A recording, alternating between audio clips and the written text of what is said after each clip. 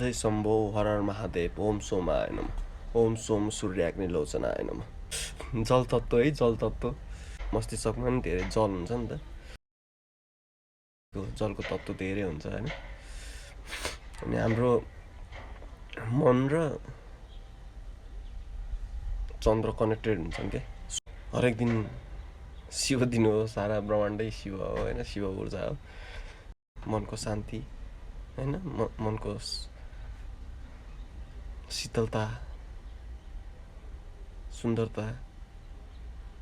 सबै दिने हैन मानसिक आनन्द दिने चेतना दिने सब सोमबाटै हुन्छ आत्मारूपाय नमः ओम नमः शिवाय हर हर महादेव ओम सोमाय नमः त्यही भएर सोमबारलाई चाहिँ शिव दिन मानिन्छ है त्यही भएर शिवको र सोम चन्द्रको चाहिँ रिलेटेड छुट्टै छन् अझ त्यो छुट्टै शिवको स्वयं अर्धचन्द्र स्वयं शिवले राख्नुहुन्छ नि त त्यो जब चन्द्रको त्यो अर्ध हुन्छ अर्ध होइन त्यो बेला शिवकै शिर हो भन्नु भयो